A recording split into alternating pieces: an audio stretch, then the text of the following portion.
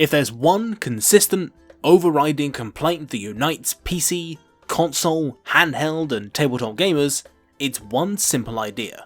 Remember the good old days when games didn't suck? True or not, it's a pretty common sentiment, and we've got no shortage of games that all claim to be followers or spiritual successors to a variety of landmark titles from days gone by. These kinds of games, which for ease I'm going to call successors, present a really interesting design challenge. That's because they occupy this weird middle ground where they aren't direct or even usually official continuations of an idea, but their entire design is consciously inspired by a single game. You end up caught between the varied and fickle tastes of the general gaming public and why people like the original to begin with. If you make a successor and don't change enough, you'll end up like Yooka Laylee, which, for all its high points, is pretty much just Banjo Kazooie, but with none of the old school charm that makes us forgive its wonky controls, irritating side characters, and non-existent sense of pacing. Yooka Laylee isn't a bad game, I mean it's not a good game either, but it's held back even more by this sense that it's an imitator, that it has very few unique ideas of its own, and that we really could just be playing the original. Similarly, if you change too much, you'll risk alienating longtime fans and isolating new players from the original, robbing them of that precious context. Deus Ex is a really telling example of this. The original game was this intricate, explicitly political and very complex game that took multiple playthroughs to truly master. The newer Deus Ex games, on the other hand, though still enjoyable, never really quite live up to the legacy of the original, trading cutting commentary for third-person shooter action. Fans of J.C. Denton thought the new games were simplistic and safe, but people who were introduced to Deus Ex through Adam Jensen couldn't get into the uncompromising and clunky original. The difficulty with successors is that they're simultaneously their own thing and are inexorably shackled to their inspiration. So the question I want to ask you is, how do we balance these two elements in order to make a successor that occupies past, present and future all at the same time? Well, if you ask me, it's all about grafting. You know, like how you can cut a bit off a plant and then grow it into a whole new one? Alright, trust me, it'll make sense in a bit. I think to make a great successor, you've got to find what part of the original game you like the most and then make that the focus, rather than just copying the original wholesale or ignoring it completely. For example, you'd be stupid to make a successor to Mario without adapting his bouncy expressive jumps, and you're probably not going to be able to follow up on what makes Starcraft good without some good old fashioned asymmetrical balance. The question you've got to ask is whether that special bit you want to replicate is part of the mechanical nuts and bolts of your inspiration, or if it's something that's harder to pin down, and is more about the way you feel when playing than any particular system. Sonic Mania is a great example of a successor that takes already great mechanics, but uses them in a different, better way. Sonic still has all his old tricks from the Genesis era, spin dashing, bouncing, and of course running really fast, but they're used in all new levels that are much better put together. See, the old Sonic games had a bit of an identity crisis. The blue blur seems like a character built for speedy, edge-of-your-seat platforming action, but all too often Sega bogged you down with these slow-paced obstacle courses that have way too much waiting around, and way too much of this. Yeah, early Sonic was not great, but Mania ditches all of that to give these old mechanics the space they need to shine in fast-paced, intricately interwoven platforming challenges that balance visual spectacle with speedrunning potential. On the other side of the coin, we've got games that try to capture the feeling and the psychological experience of older games whilst modernising the mechanics.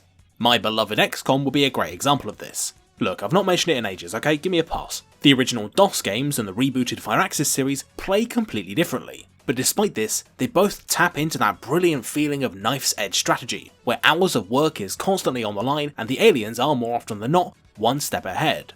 Both of these methodologies are a different approach at the same thing, selectively nurturing just one element or feeling from the original game to become the new heart of the successor. Part of the game is recognisable and the rest is entirely new. It's not just whole new games that can be successors either. Mods and custom game modes can fill the same role. Vox Populi turns Civilization V from a casual 4X into a deeply strategic and in-depth game, and custom levels in Golf with Your Friends can turn the whole thing from a multiplayer torture simulator into an actual functioning golf game. Who would have thought? I think the best way of demonstrating this phenomena in action is to look at a game that's 25 years old but is still clearly visible as part of its successors in the present day. I'm talking, of course, about Doom. Doom is a fantastic way of showing not just how a variety of successors can be derived from the same source, but also to demonstrate how with remaking and responding to games, we can help people appreciate what made the classics great in the first place. There's a reason why the gaming community's love for Doom has endured for so long.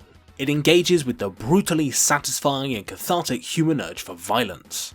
Whether it's mowing down dozens of zombie soldiers or unloading a volley of shotgun blasts into the face of a big scary demon, Doom revels in its viscerality. But despite that flair, it still manages to wring a lot of strategic depth out of the relatively simplistic weapon and enemy designs by varying effective ranges, projectile speeds, and the shape of each arena. The end result is an adrenaline-pounding experience that demands 100% of your attention as you duck and weave between fireballs, advancing on your prey through the mounds of their fallen comrades. Needless to say, Doom is great, and pretty much still holds up today. But we're not looking at Doom. We're looking at some of the games it inspired. For example, DUSK. From looking at it, DUSK appears to be very similar to Doom. It's got the same sort of fast-paced horde combat, it's got this very cute fake DOS aesthetic, and it copies most of the weapons. They even sort of sound the same.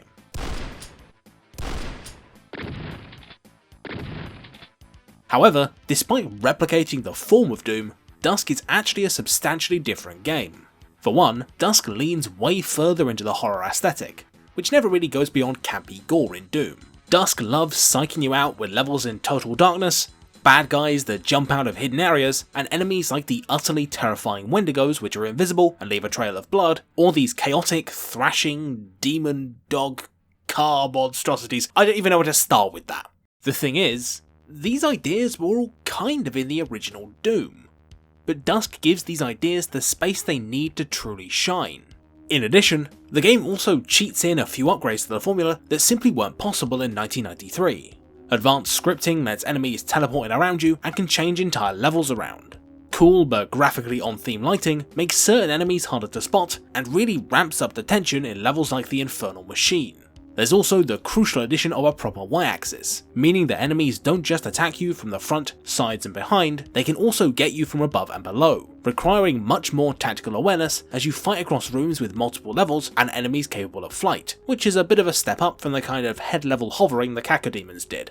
This focus on fear and surprise means that DUSK often plays much more defensively than its predecessor. With less hit stun and more angles to be attacked from, a lot of your time in DUSK is spent strafing around your enemies or ducking behind corners, particularly in the later levels. Despite playing like Doom, DUSK feels very different, and vice versa with another game that's a successor to id Software's opus, Doom. No, not Doom, Doom. Yes, Doom. No, Doom. Honestly, what's so hard to get about this? It's Doom, not Doom, okay? The 2016 reboot of the Doom franchise, henceforth called Doom 2016, obviously takes inspiration from the original game, but the two actually share relatively little common ground mechanically. Doom 2016's gunplay is much more complex and fast-paced, with guns having upgrade paths and alternate fire modes.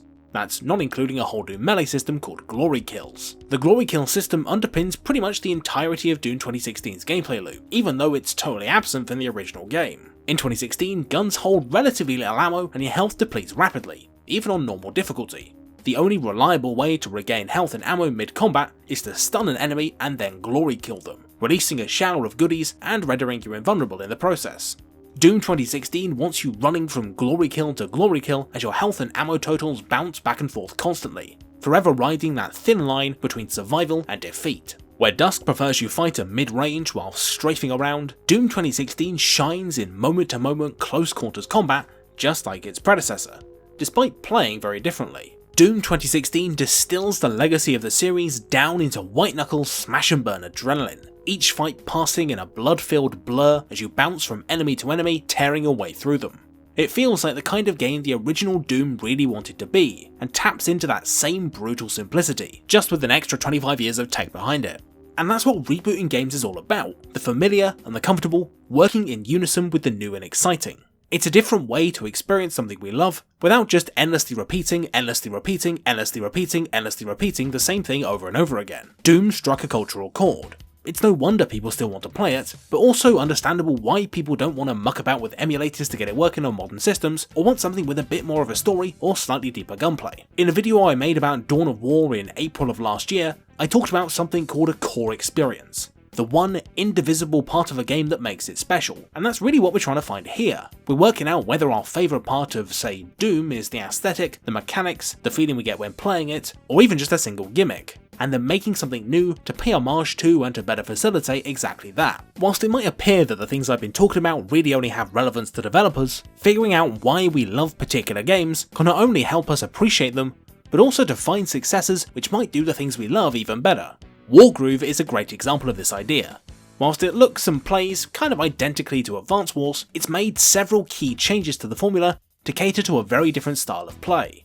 Advance Wars is a game all about long-term strategy. Games are won by inching forwards artillery positions, keeping your supply lines up, and capturing key strategic locations in order to get the advantage in the long run. It's a game where both wins and losses happen very slowly. However, Wargroove ditches passive commander abilities to make them actual units with localized immediate effects that can change the course of a skirmish. Commander abilities work alongside criticals, a means through which units can gain extra power, usually when attacking. This is stuff like if your cavalry has charged a certain distance, or if the enemy is surrounded by doggos. It swings control of the game overwhelmingly in favour of the aggressor, with battles transforming into back and forth bloodbaths where every unit counts, particularly your powerful commander, who's also quite prone to dying out of nowhere, losing you the game. Using the mechanical underpinning of Advance Wars, Wargroove changes the focus to small, impactful skirmishes you'd normally only find in the early game, and makes them the entire experience. Focusing on the micro-tactics, where Advance Wars emphasises macro strategy.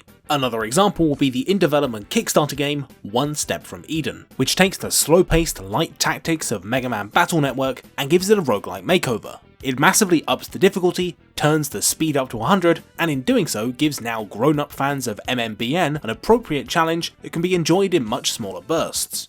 The actual gameplay experience is surprisingly similar. It's just that the mechanics have been switched up to be less about standing still and shooting lemons, and more about this. Full disclosure, the person who made this watches my videos, so I can't guarantee they're actually good at making games. Games are constantly evolving, and while it's fine to return to an old favourite every once in a while, or to follow a fun new trend, we can never lose sight of why we enjoy the games we make and play in the first place. Playing more games and learning to appreciate the art form not only provides a bunch of new experiences, but allows us to better understand why we love our favourites, and chances are, someone else would have felt the same way. DUSK caters to horror fans who want hard-as-nails tactical gunfights, and Doom 2016 offers an injection of brutal catharsis and the simple gory fun of the original. Both things provided by Doom, but with their full potential realised in its successors. Which successor to Doom do I prefer? Well, it's obviously the mod that turns the entire game into the set of hit 90s sitcom Seinfeld. This is for the B-movie, Jerry. Hello, and thanks for watching a video that does, for the record, not endorse the murder of aging comedians, even if they were a large part of the B-movie. Apologies for the slightly late video, but between taking a break after the previous one and the big subscriber milestone celebrations, this is about the earliest I could get it out. If you'd like to finance the creation of future videos that will hopefully happen more regularly, then why don't you support me on Patreon? Much like these fantastic people you can see on the side of your screen right now, as well as Alex Deloch, Asaran, Auno94, don't know how to pronounce that one, I'm sorry if I got it wrong, Baxter Heel, Brian Notariani, Daniel Metjes, Dirk Jan Karambeld, Feetsalot, Ivar Olofsson, Jesse Ryan, Jonathan Kirkinson, Joshua Binswanger, Leet2, Lucas Slack, Lunar Eagle 1996, Mace Window 54, Patrick Romberg, Ray's Dad, Samuel Vanderplatz, Strateger in Ultima, and Chow. Thank you for the huge recent swell in support, it means more than you could possibly know. It's insane to see how popular the channel's been getting lately. But before I go, I've been asked by an anonymous patron to give you a special message, and that is that chess is bad and that Go is better. To them I say, I want my $5 now, and to the rest of you I say, have a lovely evening, and I guess it might be morning actually where you are. Have a lovely time of day in which you watch the video, and goodbye.